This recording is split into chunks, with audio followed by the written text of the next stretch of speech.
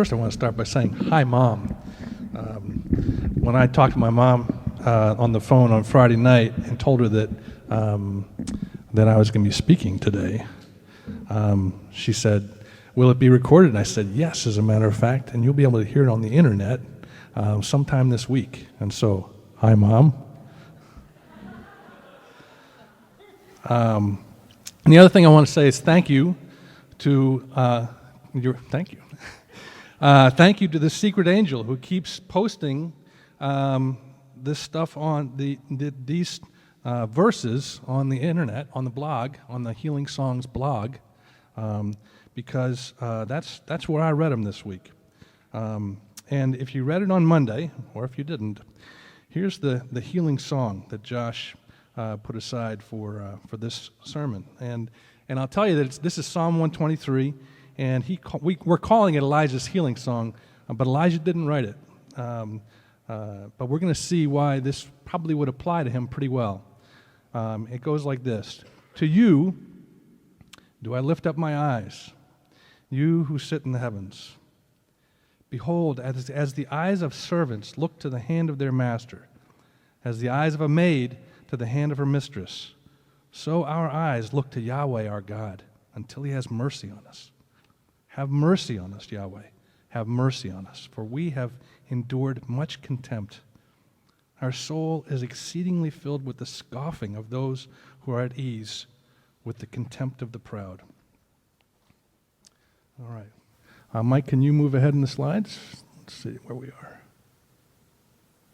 Great. Next slide, please. Great. Thank you. I want to start this off with a little bit of perspective on what we're going to try to do today. And the perspective is drawn from Joaquin and from the Oregon shootings and from a good friend of ours. Joaquin, Josh is not here today because he's surfing the waves that were brought by Joaquin, and we're really glad for Josh. And it goes, by the way, I mean, you think about how often we say around here that the sermon schedule is all figured out far in advance. The idea that Josh was supposed to be off on this day when there were going to be those waves is quite amazing. But the other side of Joaquin is, when we hear about the waves coming, we say, "Yo, stoked, right? Ride the swells, dude." And but if you're on a cargo ship and the eye of that hurricane goes over you, you have a completely different perspective on that storm. If you're in the Bahamas when the Category 4 storm blows through, you have a completely different look at it. It's a much more detailed look. We've seen a little bit this week of the same principle with the Oregon shootings. I don't know about you, but when I first heard about them, I was aghast. But it didn't really hit me until I read some of the stories of some of the people whose lives were affected there. So when we get into the detail is when we really start to get a feeling for the story. And it's the same with a good friend of ours, Diana Fulgham, celebrated her birthday yesterday. And Diana suffers with Parkinson's disease to the greatest degree. And from a distance, we feel bad for Diana. But it's only when we get close enough to Diana to see how she struggles, but also to see the heroism with which she lives her life, that we really get a feeling for what's going on there. And so that's the way we want to look at Elijah's story today. Can I get the next slide, please, Mike? And this is kind of Elijah's resume, and this is the way I tend to look at Elijah from a resume standpoint, where you just skim over and say, okay, here are the highlights, and the highlights for Elijah were about two and a half, maybe more chapters in Kings, 3 years with no rain. He said it would happen, it didn't. The widow's pots, he had the little jars of meal and oil. They stayed full while he stayed with the widow. He did raise the dead. He raised the widow's son. He showed Baal the idol up. He showed up that idol. He heard the still small voice. He called Elisha, who was his mentee, and then mentored him. And then he departed in a chariot of fire. So kind of the highlights. Just a life well lived, 4 or 5 chapters. A few events there.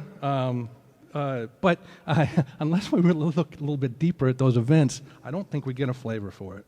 And so what we're going to do is we're going to ride through these 3 chapters here this morning. So hang on. If you go to the next slide, please. Okay. 1 Kings 16 introduces Ahab and Jezebel, the king and the queen. And Ahab, we learn in 1 Kings 16, frustrated the Lord more than all of the kings who'd gone before him. And one of the ways he did that was he married Jezebel. Jezebel was from a nearby kingdom. This was not a marriage of faith. This was a marriage of economics, a marriage of diplomacy. This was a marriage of trying to unite kingdoms. And Jezebel brought with her her religion, and that was the worship of a god named Baal. And Ahab bought in. In fact, he built a temple to Baal there in his country of Samaria. And at this time, we're about 150 years since the reign of David. And things are quite different at this point. Judah and Israel are no longer united, they're divided. And whereas you had at one time a man after God's own heart on the throne, now you have the king who frustrated God the most. Next slide, please. And I can only guess on this, but I think that the way that Ahab ran into Elijah was probably, I think if I recall correctly, Solomon used to sit on the throne and people would come to him all day long looking for judgments, looking for him to make decisions for them. And so I'm assuming that when Elijah just kind of pops up here in 1 Kings 16, that's what's happened. And I'll read it to you. It says, Elijah the Tishbite was one of the settlers of Gilead, and so we assume he's kind of a frontiersman. Elijah the Tishbite said to Ahab, "As Yahweh the God of Israel lives, before whom I stand, there shall not be dew nor rain these years, but according to my word." And so Elijah is saying to Ahab, it's not going to rain, there's not going to be any dew until I say so, or until the Lord says so. And so you might call this the called shot. You'll recall that Babe Ruth stood up to the plate and pointed out to right field when he was playing in the World Series against the Cubs, and the next pitch he hit out, hit a home run. And we often hear athletes, now professional athletes, say, "I predict to win, we're going to win." And it's always in the news. But in this case, the called shot was Elijah saying that this is something God's going to do, and just watch. Next slide, please. After Elijah said this, God said, "I better take care of this fellow because he's going to be in trouble." And so it says, "Then Yahweh's word came to Elijah, saying, Go away from here, turn eastward, and hide yourself by the brook Cherith, that is before the Jordan. You shall drink from the brook. I have commanded the ravens to feed you there." So he went, and the ravens brought him meat and drink morning and evening. And he stayed there. He stayed there by the brook Cherith until it dried up. And if you read a little bit about this brook, it apparently is in a very deep ravine. It's in a remote place, a place where a frontiersman like Elijah probably would have been pretty comfortable. But it's also an intermittent stream. It basically runs based on the snowpack melting in the mountains, and once that's done, it dries up. And that's what happened with Elijah here. Next slide, please. It says, "After a while, the brook dried up because there was no rain in the land. Yahweh's word came to Elijah, saying, Arise, go to Zarephath, which belongs to Sidon, and stay there. Behold, I've commanded a widow there to sustain you." And so here's kind of the irony. I don't know if God was sending Elijah to the place where he'd be looked for least or not, but God has sent Elijah to Sidon, and because that's where Jezebel comes from. That's her hometown. That's her homeland, rather. So he's been instructed to go to a town in Sidon, and this widow is going to take care of him. Slide, please. And you can't read it up there, but I will point one thing out. The Lord says, "Behold, I have commanded a widow there to sustain you." And we don't ever really get too much into the life of the widow, but I would be interested someday to hear whether or not she was a prophetess or she could hear the Lord. But the fact that he says, "I commanded her," would imply that she heard the command. So anyway, what happens next is Elijah goes to Zarephath and he sees the widow, and he calls to her. He says, "Please get me a little water in a jar that I may drink." And she was going to get it, and so you can see her walking off. And he called to her and said, "Please bring me a morsel of bread in your hand." She said, "As your God Yahweh lives, I don't have a cake, but a handful of meal in a jar and a little oil in a jar. Behold, I'm gathering 2 sticks, that I may go in and bake it for me and my son, that we may eat it and die." And what she's saying is, I'm about to starve, and so is my son, and you want me to bring you a piece of bread? Elijah said to her, "Don't be afraid. Go and do as you have said, but make me a little cake from it first, and bring it out to me. And afterward make some for you and for your son. For Yahweh, the God of Israel, says, the jar of meal will not run out, and the jar of oil will not fail, until the day that Yahweh sends rain on the earth." So she went and did according to the saying of Elijah. She and he and her house ate many days. The jar of meal didn't run out, and the jar of oil did not fail, according to Yahweh's word, which he spoke by Elijah. So a great story of the meal not running out, a true miracle. You can imagine the jar of meal and the jar of oil on the shelf, and each day they'd dip into it, wondering what they'd find, and sure enough, they found just enough for that day's cakes. I'm sorry? Angel food cake. That's good. But I think this last line in that story is important here. It says, the jar of meal didn't run out, and the jar of oil did not fail, according to Yahweh's word, which he spoke by Elijah. And to go back to that view of Elijah as seen through the resume view, or that very high altitude view, I think we need to bear in mind who it is we're talking about here, because this was someone, we read the Bible now, this was, and we read it and understand it to be the Word of God. Well, before it was even written down, the Word of God was coming out of Elijah's mouth to be written down. So, I mean, that's 0 degrees of separation. All right, next slide, please. Raising the dead. I'm going to tell you this story rather than read it to you. While Elijah was there, the son of the woman became sick. And she said to Elijah, "What have I to do with you, you man of God? You've come to me to bring my sin to memory and to kill my son." Now, a few significant things about what she says to him here. What have I to do with you? Oddly enough, those are the same words that Jesus said to Mary at Cana of Galilee right before his first miracle. So odd that she, with her son having died or dying, says, "What have I to do with you?" Because it's precursor to a miracle. But it kind of puts the shoe on the other foot. And she says, "You have come to me to bring my sin to memory, to remind me of something awful that I did. Is that what this is about? Am I paying for something that I did? And to kill my son." And he said to her, "Give me your son."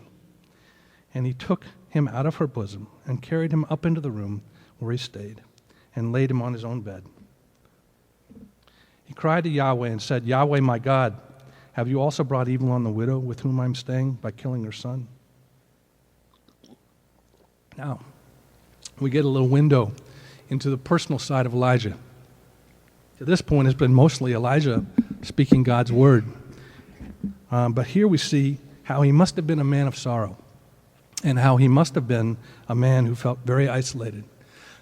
Because he says to the Lord, "Have you also brought evil on the widow with whom I'm staying?" As if to say, think of all, it is as if he is wrestling with God. Are you bringing evil on other people too besides her? Now think about it. Elijah is the one who was the voice that turned the key to start this drought in Israel that has probably caused thousands of people to suffer. You can imagine the deaths. And he's saying, now, even this widow, and it's all coming through me? And he stretched himself on the child 3 times and cried to Yahweh and said, "Yahweh, my God, please let this child's soul come into him again." And then it says, Yahweh listened to the voice of Elijah. Turn around is fair play, right? Yahweh listened to the voice of Elijah, and the soul of the child came into him again, and he revived. Elijah took the child and brought him down out of the room into the house, and he delivered him to his mother. He said, Behold, your son lives. And the woman said, Now I know that you are a man of God, and that Yahweh's word in your mouth is truth. Next slide, please.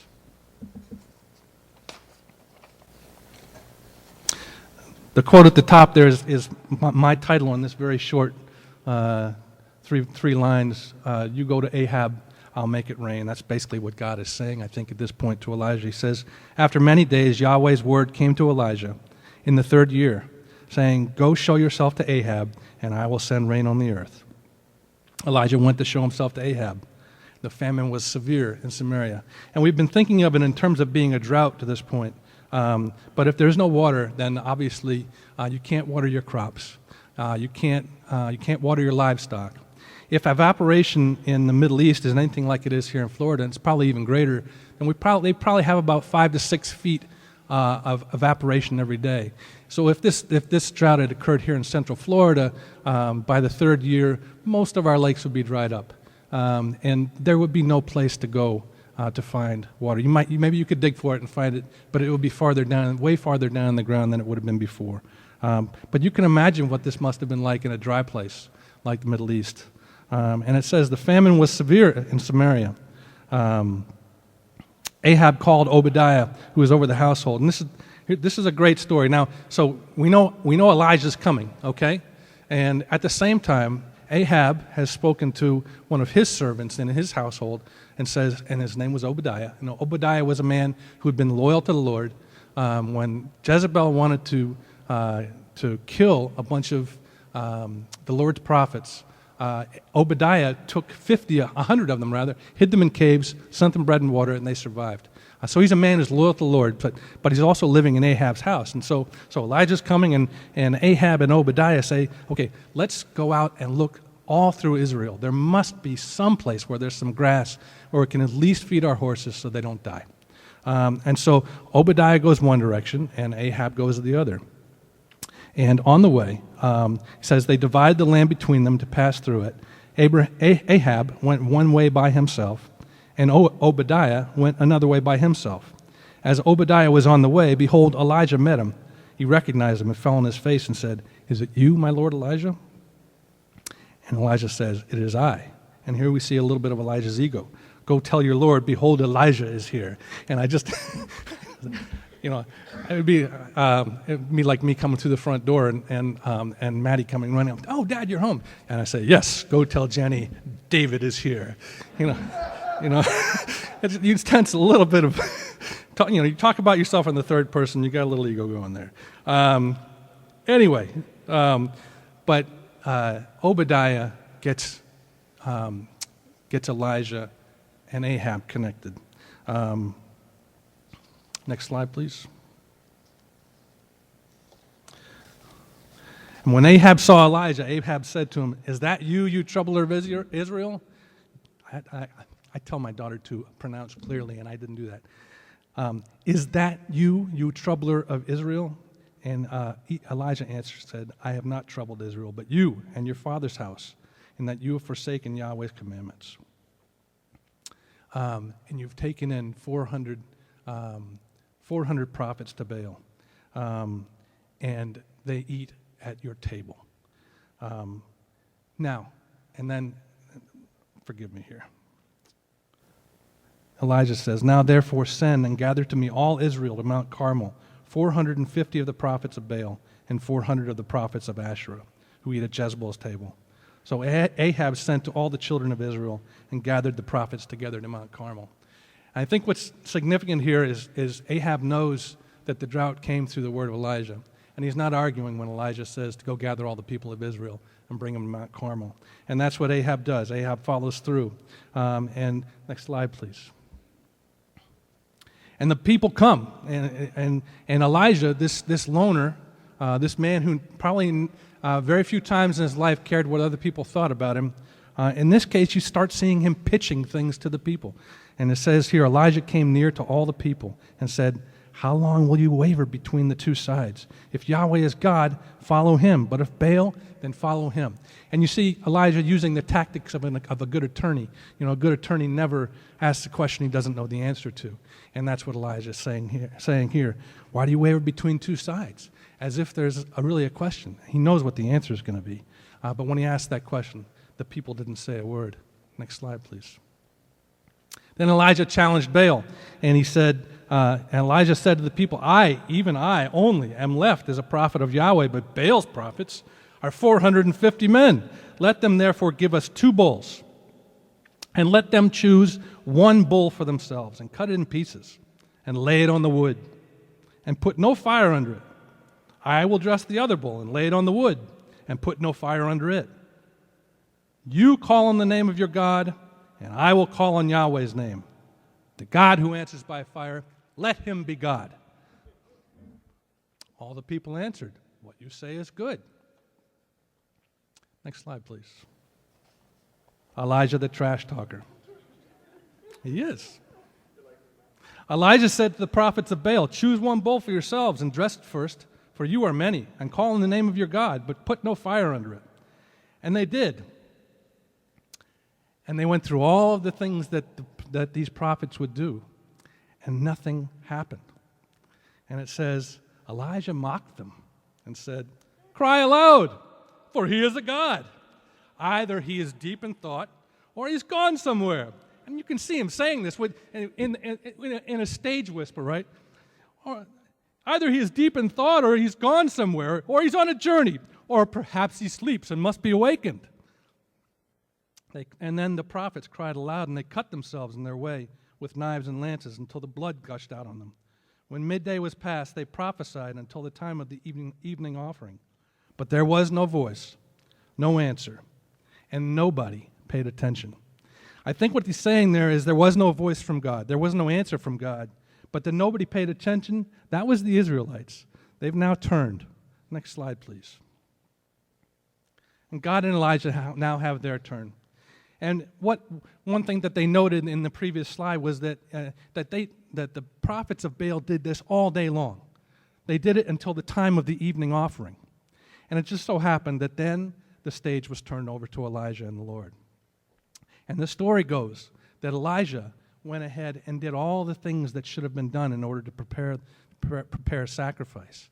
He put stones out. He built a proper altar for the bull. And then he did something very interesting. He said to the people of Israel, go fill all of your containers and bring them with water. And so they went and found one. Now, where you find water at a time of drought, I don't know, but they filled them up. And he said, now pour them on the altar and pour them on the bull. That's good. Now go do it again. And they did. He said, one more time. Okay, so not only was the bull prepared properly, it was soaked. Okay? So if there's going to be fire come down from heaven, it's going to have to be pretty good. It says here, at the time of the evening offering, Elijah the prophet came near and said, Yahweh, again, I'm sure in a stage whisper, Yahweh, the God of Abram, of Isaac, and of Israel, let it be known today that you are God in Israel, and that I am your servant, and that I have done all these things at your word. Hear me, Yahweh, hear me, that this people may know that you, Yahweh, are God, and that you have turned their heart back again. Then Yahweh's fire fell and consumed the burnt offering, the wood, the stones, and the dust, and licked up the water that was in the trench. And when all the people saw it, they fell on their faces. They said, Yahweh, he is God. Yahweh, he is God. Next slide, please. And from there, Elijah took the 450 prophets of Baal down by the river, and he slayed them. In the meantime, he said to Ahab, and to me, this is one of the great lines. Elijah said to Ahab, get up, eat and drink, for there is the sound of the abundance of rain. Next slide, please. And Ahab did that. By this point, you'll notice that Ahab has not given Elijah any gas. He's doing exactly what he says. And And so it says, so Ahab went up to eat and drink, and Elijah went up to the top of Carmel, and he bowed himself down on the earth, and he put his face between his knees. And he said to his servant, go up now, look toward the sea. And what he's saying to his servant is, as he's praying, I want you to go look and tell me what you see. And the servant went the first time, and he came back and said, I didn't see anything. And Elijah sent him a total of 7 times. And it says, on the 7th time, he said, behold, a small cloud like a man's hand is rising out of the sea. And Elijah said, go up, tell Ahab, get ready and go down so that the rain doesn't stop you. In other words, you better get ready to go home because you're about to get wet. In a little while, the sky grew black with clouds and wind, and there was a great rain. Ahab rode and went to Jezreel. Yahweh's hand was on Elijah, and he tucked his cloak into his belt and ran before Ahab to the entrance of Jezreel. Elijah, the man, think about the day this guy's been through, and then he goes for I don't know how many mile jog in front of the king all the way back to Jezreel. Quite the guy. All right. Next slide, please. Jezebel's oath. Thanks, Mike. So Ahab told Jezebel all the things that Elijah had done, and Jezebel says, so let the gods do to me and more also, if I don't make your life as the life of one of them by tomorrow about this time. And the people he's talking about are the prophets. She's saying that you're going to be just as dead as those prophets by tomorrow. And the Lord sends Elijah away. And this is Elijah's flight. And he runs. And again, he's taken care of by the ravens, who twice bring him a meal of cake and water. And on that meal, it says Elijah went 40 days on the strength of that meal. That's quite something, I would say. Next slide, please. And he went to a place that I believe was Mount Sinai. It's described as Horeb, God's mountain. He came to a cave there and camped there. And behold, Yahweh's word came to him, and he said to him, what are you doing here, Elijah? And it was as if God was talking to a child. At least that's the way I read that. What are you doing here, Elijah? And he said,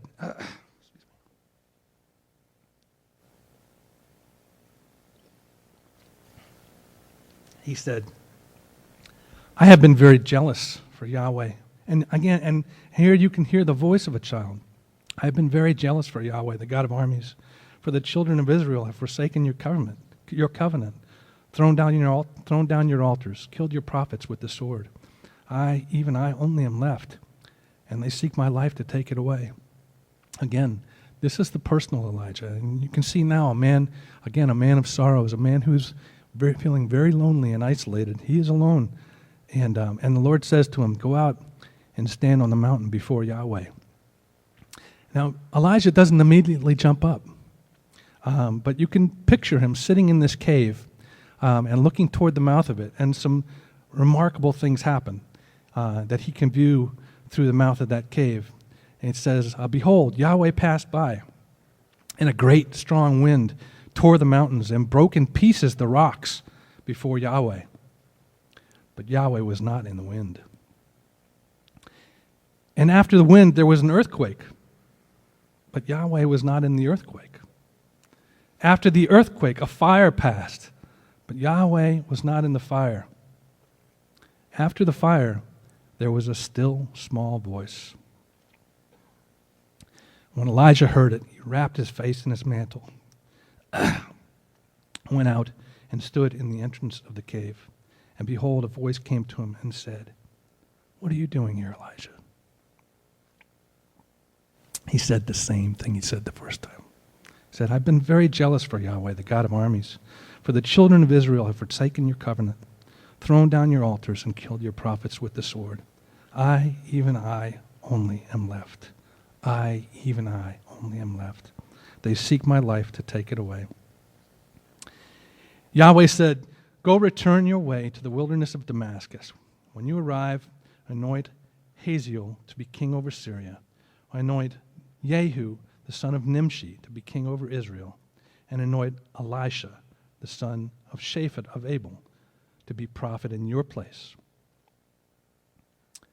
And then he tells him, yet I have reserved 7,000 in Israel, all the knees of which have not bowed to Baal, and every mouth which has not kissed him. And so here's what God is saying to Elijah. I've got a plan, and I've got people who are going to listen to me, and you're not alone. In fact, I have a strong young man who you're going to mentor, and it's going to change things for you, change your life. And so I have to wonder if this is Elijah's healing. Next slide, please. So we're almost through with this story, and Elijah goes to the place where Elisha is working in the fields. And this guy Elisha must have been really quite something. It says here, he was plowing with 12 yoke of oxen before him, and he with the 12th. I don't know what to make of that he with the 12th, but as I try to picture it, I picture that he may have been, like, here's the oxen, one oxen on the left and a yoke. You know what a yoke of oxen is? And I pictured, okay, maybe Elisha's the other guy. Maybe Elisha's working with that other oxen. Okay, he's strong enough where he might be compared to an oxen. But it says, Elisha left the oxen and ran after Elijah and said, let me please kiss my father and my mother, and then I will follow you. I left out a very important point. It says, Elijah went over to him and put his mantle on him. And the mantle is a garment, and it would have been something that everyone in that neighborhood and everyone in that region would have recognized. That's probably how the widow knew that Elijah was a man of God. The mantle would have been a very recognizable piece of clothing. And it would symbolize the fact that he is a man of God and someone with a very unique relationship with God. And in this story, Elijah walks over to Elisha and puts his mantle over him. This is a very very masculine exchange because there's not a whole lot of words going on here. It's kind of like Elijah comes walking across the field, sees Elisha working, Elisha stops, and Elijah takes the mantle off, puts it on him, and then he goes. And Elisha says to Elijah, let me kiss my father and my mother, then I will follow you. And Elijah said to him, go back again, for what have I done to you? For what have I done to you? And what Elijah is basically saying is, do as you wish. He says, I'm not your boss.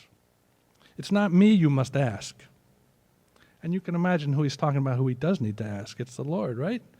And so it says, Elisha returned from following him, took the yoke of oxen, killed them, boiled their flesh with the instruments of the oxen, gave to the people, and they ate.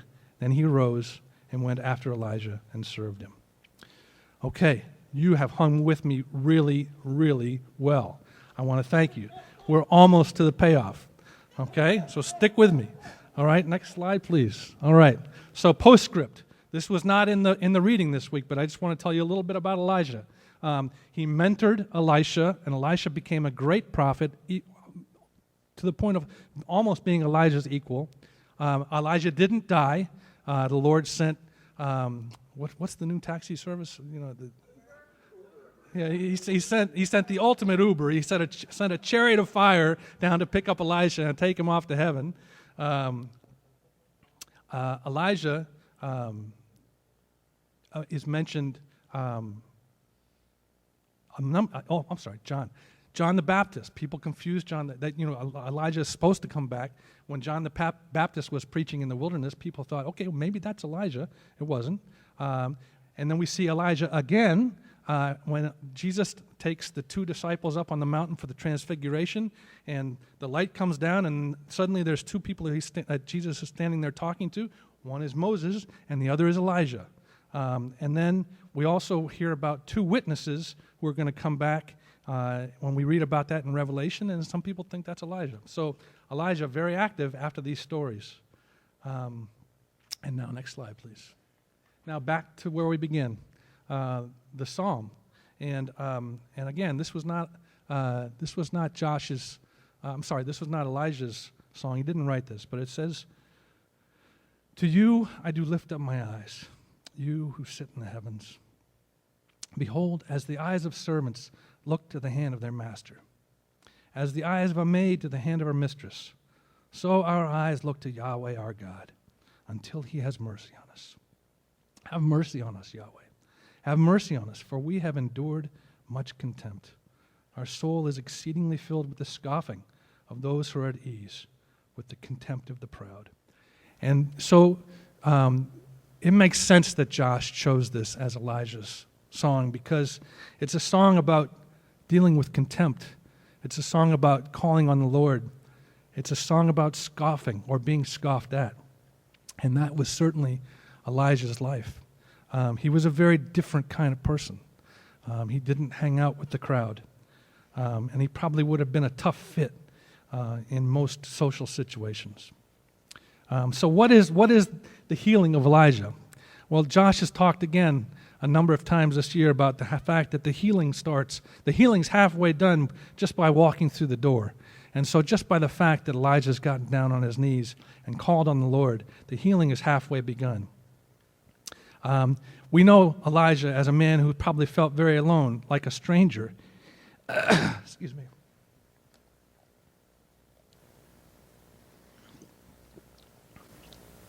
A man who felt sorry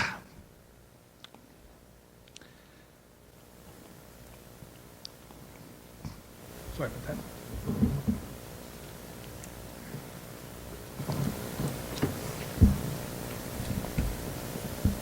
A man who felt very alone, like a stranger in a strange land. But God's still small voice comes to Elijah and says, "You're not alone. In fact, you're far from alone. I have some amazing mates ready for you." And we know by the fact that Elijah was taken away on a chariot of fire